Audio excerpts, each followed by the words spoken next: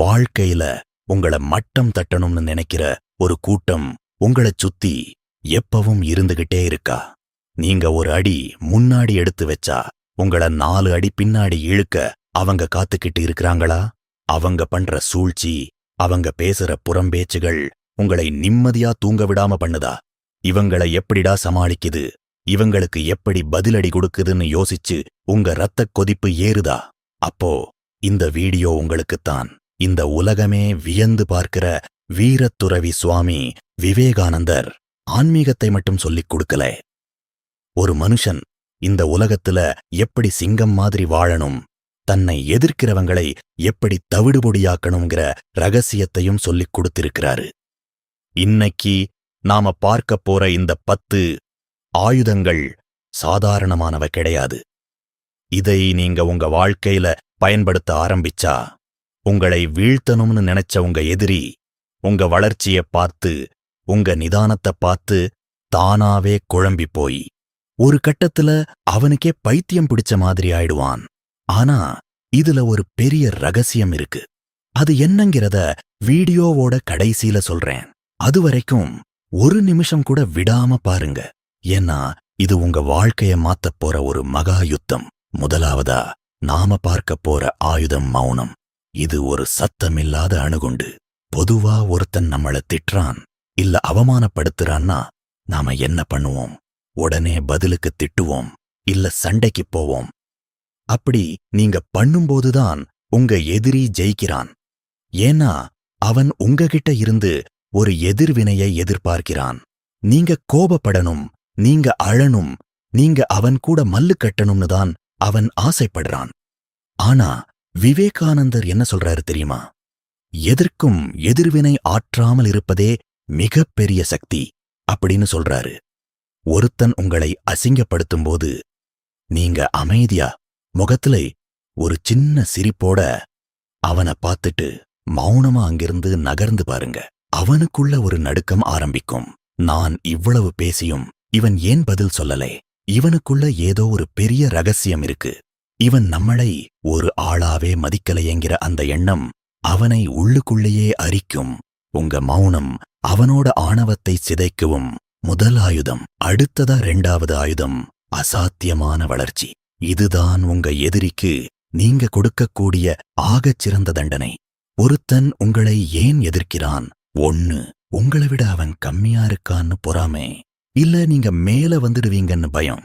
நீங்க விழுந்தப்போ கைத்தட்டிச் சிரிச்ச ஒரு கூட்டத்துக்கு முன்னாடி நீங்க மறுபடியும் எழுந்து இமயமலை மாதிரி உயர்ந்து நிக்கும்போது அவங்களுக்கு எப்படி இருக்கும்னு யோசிச்சு பாருங்க. விவேகானந்தர் சொன்னது போல 100 முறை விழுந்தாலும் 101வது முறை எழுந்து நில்லுங்க. உங்க வெற்றியோட வேகம் உங்க எதிரியை நிலைகுலைய வைக்கும். நீங்க ஒவ்வொரு நாளும் உங்களை செதுக்கிக்கிட்டு முன்னேறும்போது உங்களை வீழ்த்தணும்னு நினைச்சவன் அதே இடத்திலேயே நின்னு உங்கள பார்த்துக்கிட்டு இருப்பான். ஒரு கட்டத்துல உங்க வளர்ச்சி அவனுக்கு பொறாமையத் தாண்டி ஒரு விதமான மன அழுத்தத்தை கொடுக்கும். நீங்க எட்ட முடியாத உயரத்துக்கு போகும்போது அவனால உங்களை தொடக்கூட முடியாதுங்கிற உண்மை அவனை பைத்தியம் பிடிக்க வைக்கும். 3வது மிக முக்கியமான ஆயுதம் பயமின்மை. பயம்தான் மரணம். பயமின்மையே வாழ்வுங்கிறது விவேகானந்தரோட தாரக மந்திரம். உங்க எதிரிக்கு தெரிஞ்ச ஒரே ஆயுதம் உங்க பயம்தான். நீங்க எப்ப எதற்கும் பயப்படுறதை நிறுத்துறீங்களோ அப்பவே உங்க எதிரி ஆயுதம் இழந்தவன் ஆயிடுறான். ஒரு மனுஷன் எப்ப பயப்படுறான்? தனக்கு ஏதோ ஒரு இழப்பு ஏற்படும்னு நினைக்கும்போதுதான் பயப்படுறான். ஆனா மரணத்தைக் கண்டு அஞ்சாதவனை யாராலையும் பணிய வைக்க முடியாதுன்னு விவேகானந்தர் முழங்கினாரு. உங்க எதிரி உங்களுக்கு கொடுக்கிற நெருக்கடிகளை ஒரு விளையாட்டா பார்க்க ஆரம்பிங்க. உங்க முகத்திலே பயத்துக்கு பதிலா ஒரு தெளிவான துணிச்சலும் ஒருவிதமான அலட்சியமும் இருந்தா அந்த துணிச்சலே உங்க எதிரியோட தூக்கத்தை கெடுக்கும். சிங்கம் காட்டுக்குள்ள நடக்கும்போது எந்த பயமும் இல்லாம நடக்கும். அதே கம்பீரம் உங்க செயல்கள்ல இருக்கணும். 4வதா எதிர்பாராத கருணை. இது ஒரு விசித்திரமான ஆயுதம். ஆனா ரொம்ப வலிமையானது. உங்களுக்கு தீங்கு செய்யறவனுக்கு நீங்க நன்மையச் செய்யும்போது அவனோட தர்க்க ரீதியான அறிவு வேலை செய்யாம நின்னுடும். இது அவனை மனரீதியா பலவீனப்படுத்தும். ஒருத்தன் உங்களுக்கு குழி தோண்டுனா அந்த இடத்துல ஒரு பூச்செடிய நட்டு வைங்க. உங்க பெருந்தன்மை அவனுக்கு தான் ஒரு சின்ன மனுஷன்கிற உணர்வை அவனுக்கே தெரியாம அவன் ஆழ்மனசுல விதைக்கும். இது அவனை உள்ளுக்குள்ளேயே அரிக்கும். நான் இவனுக்கு இவ்வளவு கெடுதல் செஞ்சேனே, இவன் ஏன் எனக்கு நல்லது செய்யறான்னு அந்த எண்ணமே அவனை நிலைதடுமாற வைக்கும். இது ஒரு நுட்பமான உளவியல் போர். இதுல நீங்க தான் எப்பவும் வெற்றியாளர். 5வது ஆயுதம் தற்சார்பு. யாரையும் எதற்காகவும் சார்ந்து இருக்காதீங்க. விவேகானந்தர் சொன்னது போல உங்களுக்கு நீங்களே ஒளியாயிருங்க. உங்க சந்தோஷத்துக்கோ இல்ல உங்க வெற்றிக்கோ இன்னொருத்தன் காரணம்னு நீங்க நினைக்கும் வரைக்கும் உங்க எதிரியால உங்களை ஆட்ட முடியும். ஆனா நானே என் தலைவன், என் வாழ்க்கை என் கையிலன்னு நீங்க வாழ ஆரம்பிக்கும்போது உங்களை அசைக்க யாராலையும் முடியாது. உங்க எதிரி உங்களை சுத்தி இருக்கவங்கள தூண்டிவிடலாம், உங்க வாய்ப்புகளை பறிக்கலாம். ஆனா உங்க தன்னம்பிக்கையை அவனால ஒன்னும் செய்ய முடியாது. உங்க காலடியில பூமி அதிர நீங்க நடக்கும்போது எதற்கும் கலங்காத உங்க மன உறுதி உங்க எதிரிக்கு ஒரு எச்சரிக்கை மணியா இருக்கும். 6வதா கவனச்சிதறலின்மை. எதிரிகள் எப்பவும் உங்க கவனத்தை திசை திருப்ப பார்ப்பாங்க. தேவையில்லாத சண்டைகள், வீண் வதந்திகள், சமூக வலைதளங்கள்ல உங்களை பத்தின அவதூறுகள்னு ஏதாவது ஒன்னை செஞ்சு உங்களை உங்க பாதையில இருந்து விலக்க நினைப்பாங்க. விவேகானந்தர் சொன்ன ஒருமுனைப்பட்ட கவனம் உங்க ஆயுதமா இருக்கட்டும். குறைக்கிற நாய்களை பார்த்து கல் எரிஞ்சுகிட்டு இருந்தா நீங்க சேர வேண்டிய இடத்துக்கு போய் சேர முடியாது.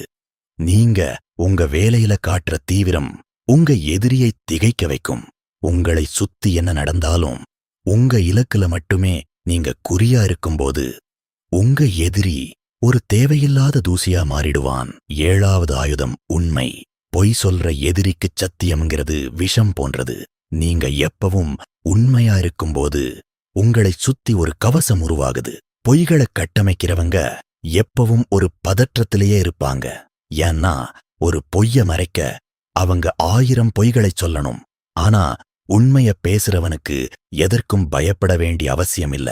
உங்க நேர்மை உங்க எதிரியோட முகமூடிய கிழிக்கும்போது அவன் உலகத்து முன்னாடி கூனி குறுகி நிப்பான். அந்த அவமானம் அவனை பைத்தியம் பிடிக்க வைக்கும். உண்மைங்கிறது ஒரு நெருப்பு, அதை தொடும் எதிரி கருகிப் போவான். 8வதா இரும்பு போன்ற உடல் மற்றும் மன வலிமை. வலிமையே வாழ்வு, பலவீனமே மரணம்னு விவேகானந்தர் அடிச்சுச் சொன்னாரு. உங்க உடலை வலுவா வச்சுக்கோங்க. உங்க மனசை தியானத்தோட மூலமா ஒரு கட்டுக்கோப்புக்குள்ள கொண்டு வாங்க. ஒரு வலிமையான மனுஷனை பார்க்கும்போதே எதிரிக்கு பாதி பலம் குறைஞ்சிடும். உங்க கண்கள்ல இருக்கிற அந்த தேஜஸும் உங்க நடையில இருக்கிற அந்த உறுதியும் உங்க எதிரிய பின்வாங்கச் செய்யும். நீங்க பலவீனமா தெரிஞ்சாதான் அவன் உங்களை வேட்டையாடுவான். நீங்க சிங்கமா மாறினா அவன் தானாவே ஒதுங்கிப் போயிடுவான். உங்க உடலும் மனசும் ஒரு எஃப்கு போல இருந்தா எந்த எதிர்ப்பும் உங்களை ஒன்னும் செய்ய முடியாது. 9வது ஆயுதம் மன்னிப்பு. இது ஒரு மிகப்பெரிய ஆயுதம். மன்னிப்புங்கிறது பலவீனம் கிடையாது, அது ஒரு அரசனோட குணம். ஒருத்தன் தப்பு செஞ்சுட்டு அதுக்குரிய தண்டனையை எதிர்பார்த்து உங்க முன்னாடி நிக்கும்போது நீங்க அவனை மன்னிச்சு போய் பிழைச்சு போ அன்னு சொல்லும்போது அவனோட அகங்காரம் சுக்குநூறாக உடையும். அந்த அவமானம் அவனை பைத்தியம் பிடிக்க வைக்கும். தண்டனையை விட மன்னிப்பு அதிக வலி தரக்கூடியது. உங்களை வீழ்த்த நினைச்சவனுக்கு நீங்க உயிர் பிச்சை போடுற மாதிரி அந்த மன்னிப்பு இருக்கும். இது அவனை உங்க காலடியில விழச் செய்யும், இல்ல உங்களை விட்டு வெகு தூரம் ஓடச் செய்யும். 10வது ஆயுதம் ஆன்மீக தெளிவு. எல்லாவற்றிற்கும் மேலாக இந்த உலகம் ஒரு நாடகம்ங்கிறதை உணருங்க. இன்னைக்கு உங்களுக்கு எதிரியா இருக்கிறவன் நாளைக்கு நண்பனாகலாம், இல்ல கால வெள்ளத்துல காணாம போகலாம். இந்த தெளிவு உங்களுக்கு வந்துட்டா நீங்க எதற்கும் அலட்டிக்க மாட்டீங்க. உங்க அமைதியான தெளிவான வாழ்க்கை முறை உங்க எதிரிக்கு ஒரு புரியாத புதிராவே இருக்கும். நீங்க எதற்கும் கவலைப்படாம எப்பவும் சந்தோஷமா இருக்கிறதை பார்க்கிறதே உங்க எதிரிக்கு கொடுக்கப்படுற மிகப்பெரிய தண்டனை. நண்பர்களே, இப்போ ஒரு முக்கியமான நிஜத்தை பத்தி பேசலாம். நாம இவ்வளவு நேரம் பார்த்த இந்த 10 ஆயுதங்களும் வெளியில இருக்கிற எதிரியை பைத்தியம் பிடிக்க வைக்கும்னு நான் சொன்னேன். ஆனா இதுல இருக்கிற ஆச்சரியமான விஷயம் என்னன்னா, நீங்க இந்த ஆயுதங்களை கையில எடுக்கும்போது உங்க எதிரி பைத்தியமாகறானோ இல்லையோ, நீங்க ஒரு மகா புருஷனா மாறிடுவீங்க. விவேகானந்தரோட தத்துவப்படி உங்களோட நிஜமான எதிரி வெளியில இல்லை, உங்க மனசுக்குள்ள இருக்கிற சோம்பேறித்தனம், பயம், கோபம், பொறாமை, இதுங்கதான் உங்களோட முதல் எதிரிங்கள். வெளியில ஒருத்தன் உங்களை எதிர்க்கிறான்னா அவன் உங்களுக்கு தர்ற தொல்லைங்க தான் உங்களை இன்னும் ஸ்ட்ராங்கா மாத்துது. ஒரு கல்லைச் செதுக்குனாதான் சிலையாகும். அந்த மாதிரி உங்க எதிரிங்க உங்களை செதுக்குற உளிகளா நினைச்சுக்கோங்க. நீங்க மௌனத்தை கடைபிடிக்கும்போது உங்க மனசு அடங்குது. நீங்க வளர்ச்சியை நோக்கி ஓடும்போது உங்க திறமை அதிகமாகுது. நீங்க மன்னிக்கும்போது உங்க இதயம் பெருசாகுது. கடைசியில பார்த்தா உங்களை அழிக்க நினைச்ச எதிரிதான் நீங்க இவ்வளவு பெரிய ஆளா மாறுறதுக்கு காரணமா இருந்திருக்கான்னு உங்களுக்கு தெரியும். வாழ்க்கைங்கிறது ஒரு போர்க்களம். இங்க நீங்க சிங்கமா இருந்தா மட்டும் பத்தாது, விவேகமான சிங்கமா இருக்கணும். மத்தவங்களோட பேச்ச கேட்டு உங்க நிம்மதியை இழக்காதீங்க. உங்களை யாராவது மட்டம் தட்டுனா அதை பத்தி யோசிச்சு நேரத்தை வீணாக்காதீங்க. பதிலுக்கு பதில் பேசுறது சாதாரண மனுஷனோட குணம். ஆனா பதிலுக்கு ஒரு பெரிய சாதனைய செஞ்சு காட்டுறதுதான் விவேகானந்தரோட சீஷனோட குணம். இனிமே யாராவது உங்ககிட்ட வந்து வம்புக்கோ இல்ல சண்டைக்கோ வந்தா இந்த 10 ஆயுதங்களை மனசுல நினைச்சுக்கோங்க. அமைதியா இருங்க, உங்க வேலையில குறியா இருங்க, பயமில்லாம இருங்க. நீங்க உயரத்துல நிக்கும்போது கீழ நின்னு உங்கள திட்டிக்கிட்டு இருக்கிறவங்க எவ்வளவு சின்னவங்களா தெரிவாங்கன்னு யோசிச்சு பாருங்க. அந்த நிலையை அடையிறதுதான் உண்மையான வெற்றி. இந்த வீடியோ உங்களுக்கு ஒரு புது தெளிவை கொடுத்திருக்கும்னு நம்புறேன். இதுல சொன்ன 10 ஆயுதங்கள்ல நீங்க எதை முதல்ல உங்க வாழ்க்கையில பயன்படுத்த போறீங்க? உங்களுக்கு பிடிச்ச விவேகானந்தரோட பொன்மொழி என்ன? அதை மறக்காம கமெண்ட்ல சொல்லுங்க. உங்க நண்பர்கள்ல யாருக்காவது இந்த வீடியோ தேவைப்படும்னு நினைச்சீங்கன்னா அவங்களுக்கு இதை பகிருங்க. நாம எல்லாரும் சேர்ந்து ஒரு வலிமையான பயமில்லாத சமுதாயத்தை உருவாக்குவோம்.